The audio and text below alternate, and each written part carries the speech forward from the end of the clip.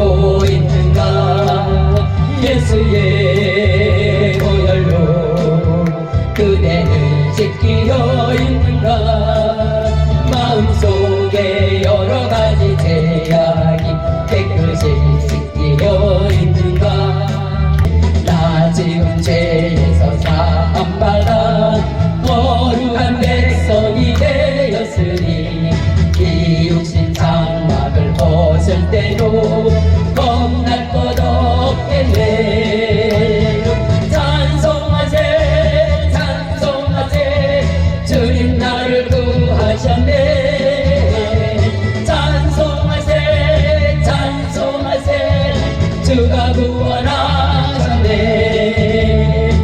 주님 하신 말씀 외면하며 듣지 못하고 내 마음 내 고집대로 살아가 지키나 세월 이제 와서 뒤돌아보니 나의 교만이 주여 이제인 두 손 들고 진정하게 하오니 이 못난 나를 불쌍히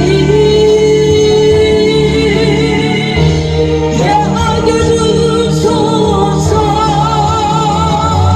신사의 은혜로 나를 감싸주시니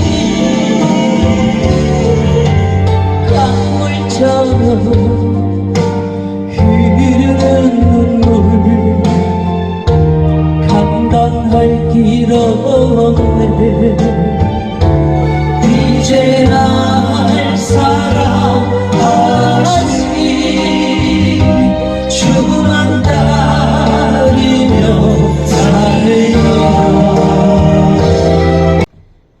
나의 사랑하는 자가 내게 말하여 이르기를 나의 사랑 나의 어여쁜 자야 일어나서 함께 가자 겨울도 지나고 비도 그쳤고 지면은 꽃이 피고 새가 노래할 때가 이르렀는데 방구의 소리가 우리 땅에 들리는구나 무화과 나무에는 푸른 열매가 익었고 포도나무에는 꽃이 피어 향기를 토하는구나 나의 사랑 나의 어여쁜 자야 일어나서 함께 가자 바위 틈 낭떠러지 은밀한 곳에 있는 나의 비둘기야 나도 내 얼굴을 보게 하렴 내 소리를 듣게 하렴 나의 신랑 예수님이 언제나 오시려나 구름 타고 옥심하고 약속하신 예수님 오늘도 주님만은 고대하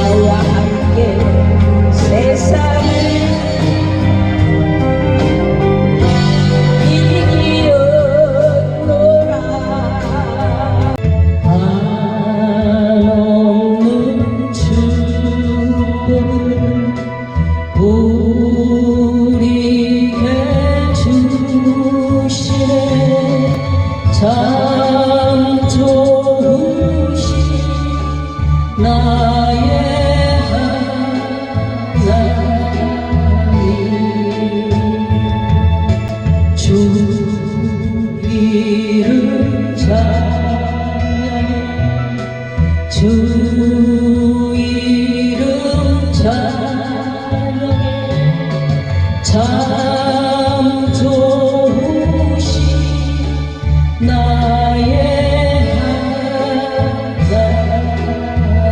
잃어버린 것들에 애달파하지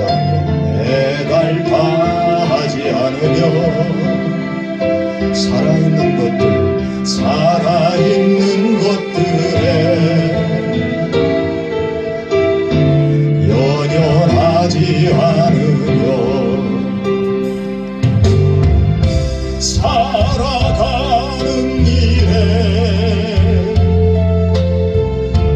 탐욕하지 않으며 나의 나됨 버리고 오직 주 안에 오직 주님 내 안에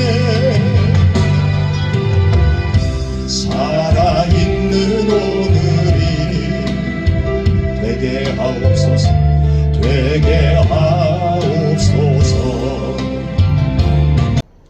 그리스도께서 우리에게 새 생명을 주셨죠. 구원의 문을 열어주셨죠. 우리를 위해서 죽어주셨죠.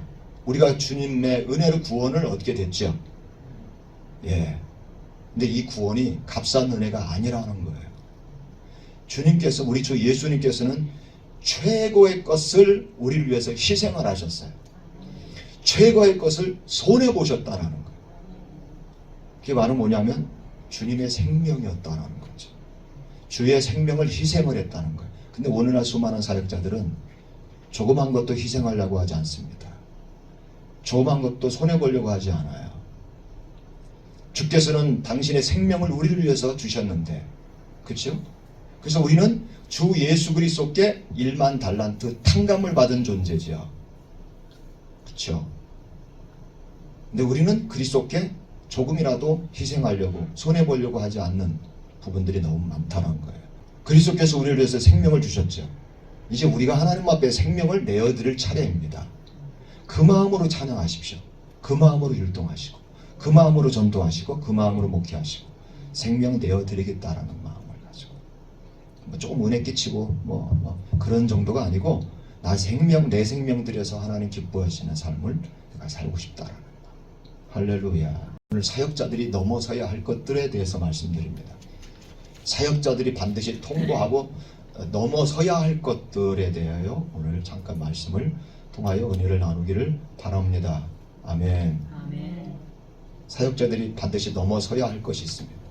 넘어설 것을 넘어서지 못하면 하나님의 영광을 드러낼 수가 없습니다. 하나님이 모세로 하여금 넘어서야 할 것에 대해서 가르치시기 위해서 애굽에서 나오게 하시고 40년간 광야에서 양을 치게 하셨습니다. 넘어야 할 것을 주님께서 모세에게 가르치시기 위해서, 그래서 40년 후에 모세를 부르십니다. 예, 그게 바로 뭐냐면 백성을 인도하는 지도자가 되기 위해서는 온유하고 겸손해야 됩니다. 어떤 능력이 있고 없고 떠나서, 무엇을 알고 모르고 떠나서 온유하고 겸손한 자가 위대한 지도자로서, 하나님의 영적인 지도자로서 자격을 가질 수 있습니다. 그래서 하나님은 모세를 그런 자로 만들기 위해서 광야의 40년간의 그 연단 훈련을 경험하게 하신 것이죠. 그래서 그 과정을 다 받게 하신 다음에 하나님께서 비로소 모세를 부르십니다. 우리 사역자, 우리 자신에게 있어서 하나님의 사역을 방해하는 것은 삶에 대한 근심과 걱정, 그리고 자신의 생각과 자신의 방법입니다. 그것이 우리를 넘어뜨립니다. 우리를 방해한다는 거예요. 다른 사람이 아니에요. 삶에 대한 근심과 걱정, 그리고 자신의 생각과 자신의 방법, 이것이 하나님의 사역을 방해할 때가 너무 많아요. 너무 많아요. 근심과 걱정, 자신의 생각과 자신의 방법 너무 많습니다. 15절 보니까 너는 왜 내게 부르짖느냐, 내게 왜 울부짖고 있느냐, 왜 내게 살려달라고 그렇게 울부짖고 있느냐, 주님께서 모세를 책망하십니다. 왜 근심하느냐, 왜 염려하느냐라는 거예요. 왜 환경을 바라보느냐는 거예요. 왜 홍해를 바라보느냐. 홍해보다 더 크신 여호와 하나님을 바라봐라 라는 거죠. 왜 두려워하느냐? 애국 군사가 지금 너희들을 죽이려고 지금 쫓아오는 그 애국 군사들을 왜 보고 두려워하느냐? 그 애국 군대 군사보다 더 막강한 권력을 힘을 가지고 계신 여호와 하나님을 바라보라는 것이죠. 예. 아까 낮에 말씀드렸듯이 기도라고 해서 다 하나님 앞에 합당한 기도가 아닙니다.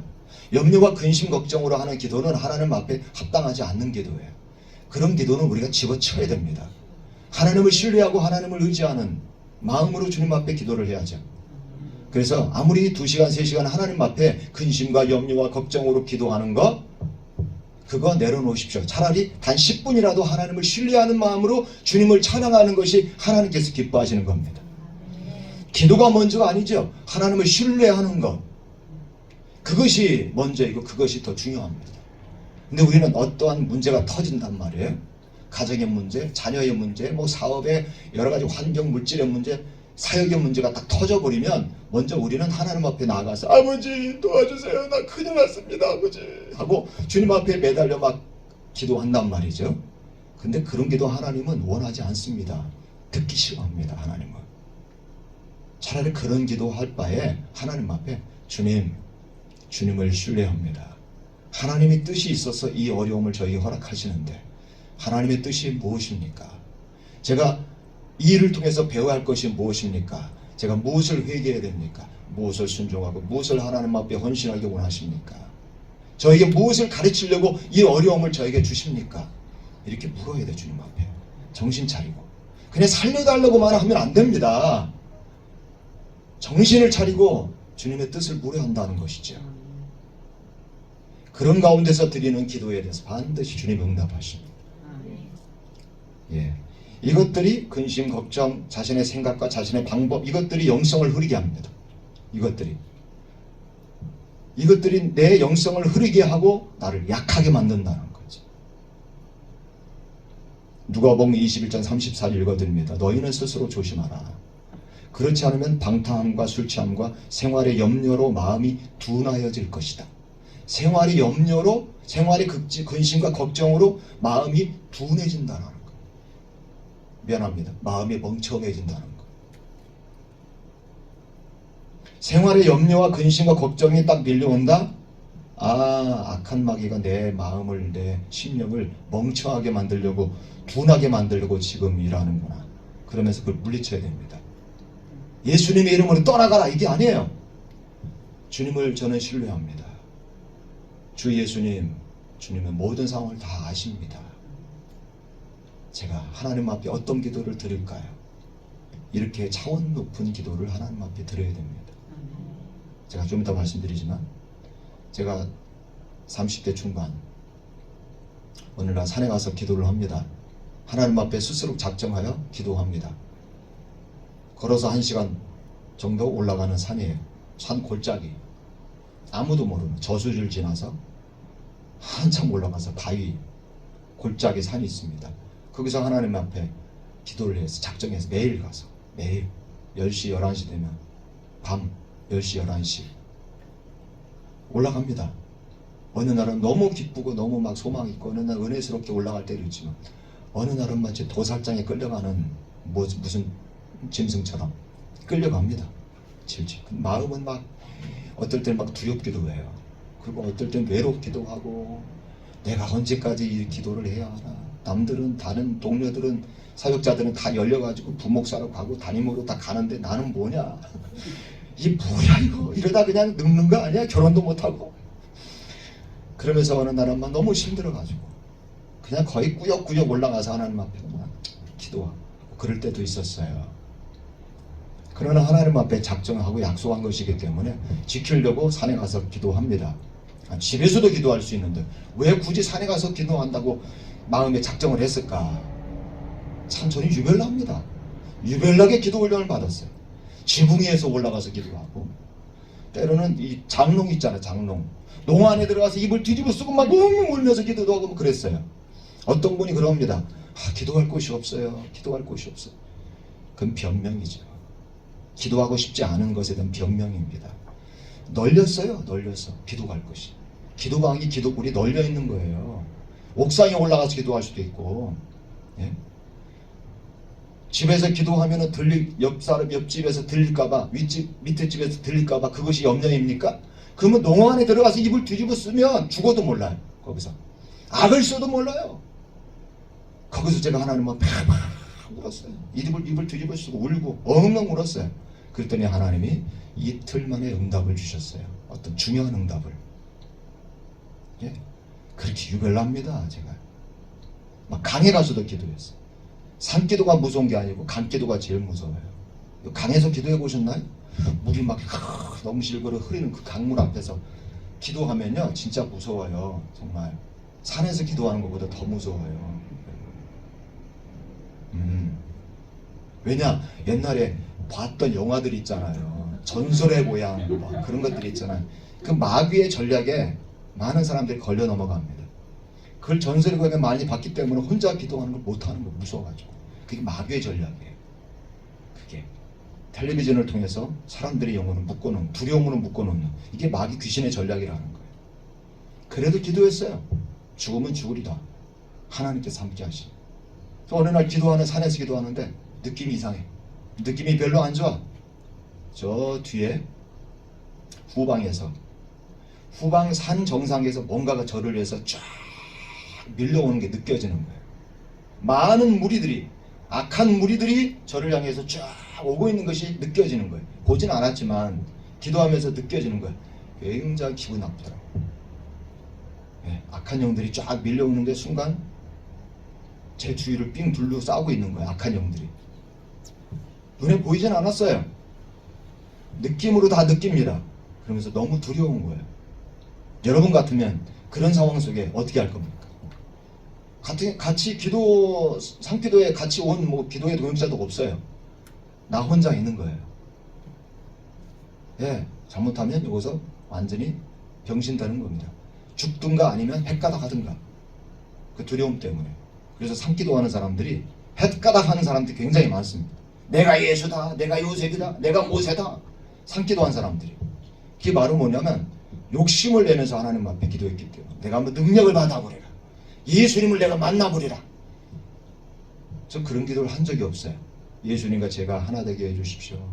저의 삶을 주님 앞에 내어드립니다. 저의 길을 인도하십시오. 그런 목적으로 하나님 앞에 산기도했어요. 악한 영들이 제 주위를 둘러쌌어요.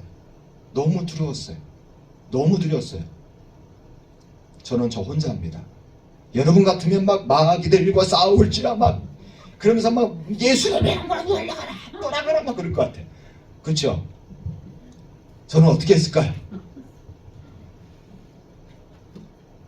그렇게 할지 몰라서 저는 그렇게 하지 않은 것이 아닙니다. 제가 눈을 떴어요. 하늘을 바라봤어요. 하늘을 바라봤는데 하늘에 무엇이 보였을까요? 주님이 안 보였습니다. 아무것도 안 보였어요. 구름만 보였습니다. 밤하늘에 있는 구름.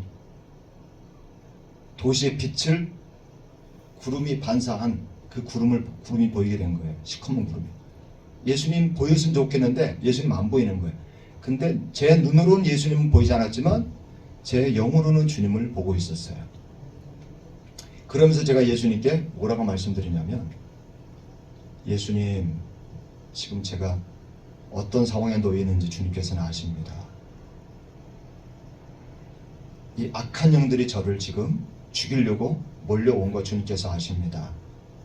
주님이 지금 다 지켜보고 계시죠? 이 상황을 주님이 다 지금 알고 계시죠? 그러면 됐습니다. 그러면 족합니다. 감사합니다. 그리고 주님을 향한 기도 딱 멈추고 그 다음에 저를 둘러싸고 있는 악한 영들에게 제가 이렇게 선포합니다. 들었느냐? 예수 그리스도께서 나를 지금 보고 계신다.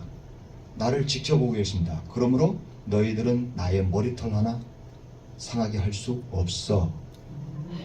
이렇게 선포하는 순간에 싹 사라지더라고요.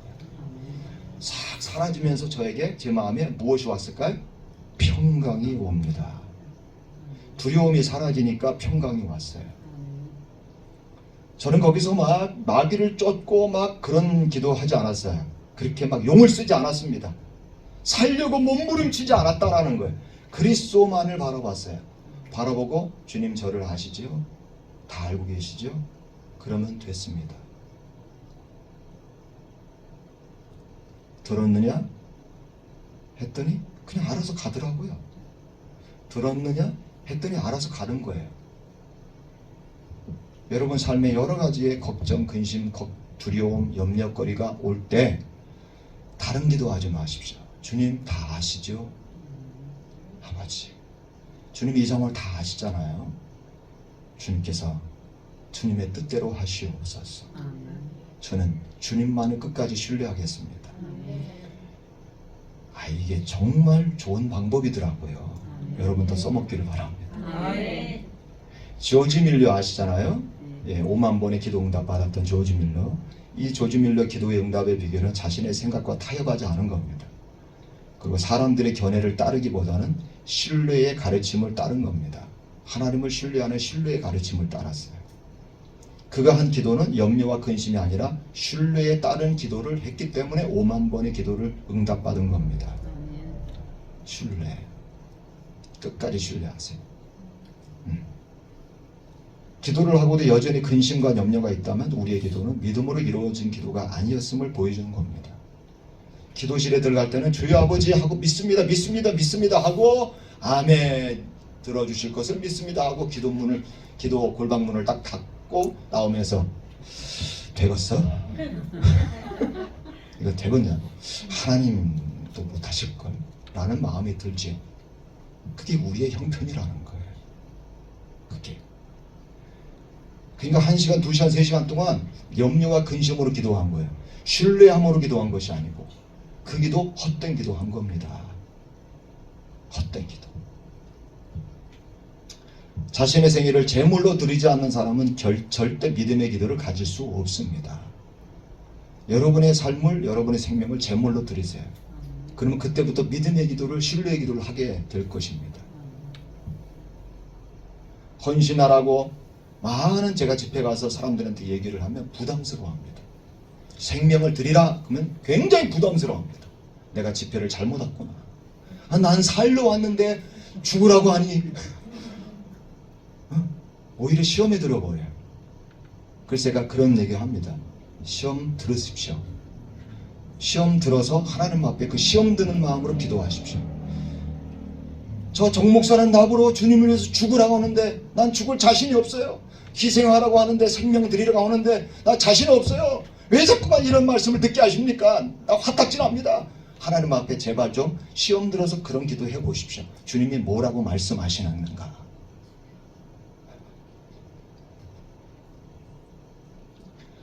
하나님은 일반 성도들이 넘어질 때는요, 평신도들이 삶의 길에서 넘어질 때는 양손으로 이렇게 세워줍니다. 아이고 괜찮아? 그러면서 막 이렇게 세워줍니다. 괜찮아? 괜찮아? 하나님이 그렇게 대하신다는 거예요. 일반 성도들은. 근데 사역자 그리고 목회자들이 넘어졌을 때는 괜찮아 일어나. 네가 일어나. 괜찮아. 안 죽어. 일어나. 먼지 털고 계속하자. 자 일어나. 그렇게 대하신다. 근데 많은 사역자들이요, 외로우면 하나님 나 외로워요. 나 달래주세요. 나 위로해주세요. 옛날에는 많이 응답해주시고 많이도 주님께서 위로해주셨잖아요. 근데 주님 마음이 변심되셨습니까? 나를 버리셨나요? 내가 무슨 죄를 졌습니까? 옛날에 꿈으로도 많이 나타나시고 많이 위로해주시고 하시는데 내가 목사가 됐다고 해서 뭐 마음 변하신 거 아니에요? 그러면서 하나님 앞에 막 애골복골하는 사람들이 많아요.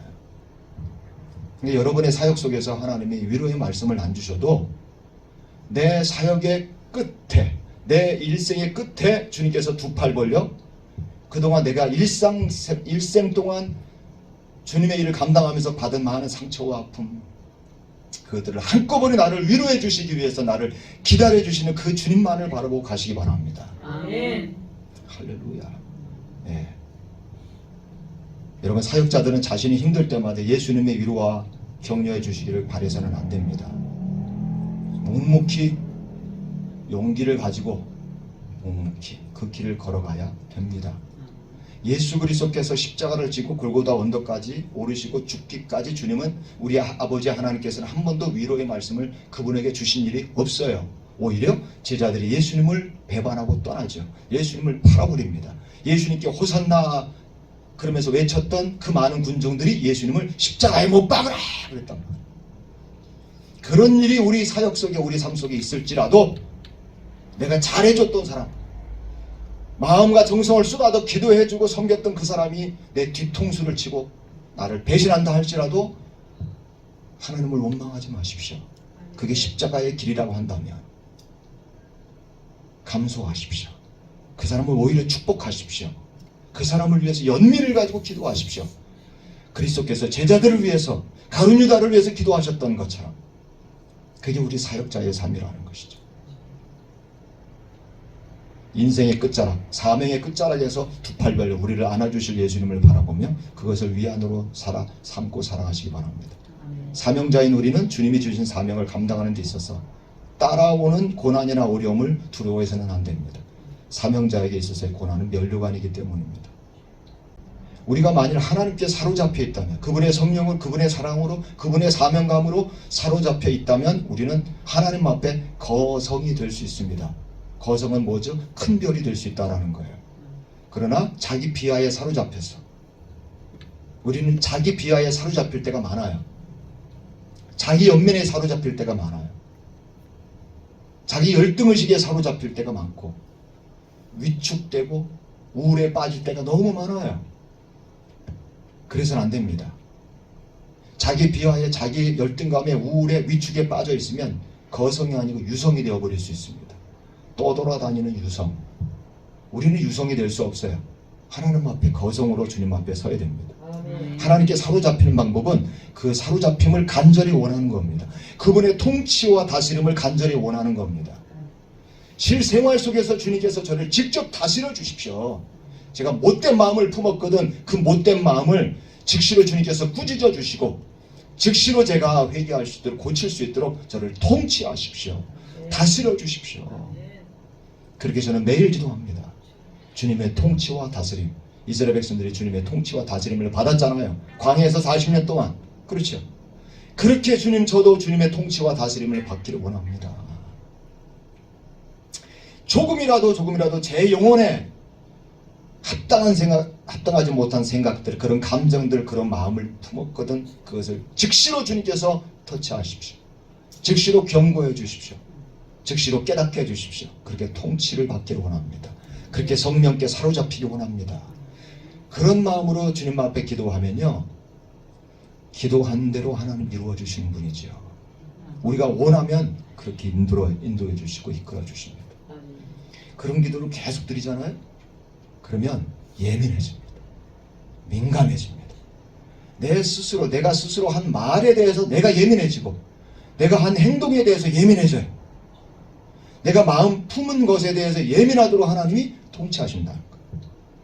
여러분 예민하기 원하십니까? 영적으로 예민하고 하나님과의 관계에서도 예민하고 죄에 대해서도 예민하고 아멘입니까?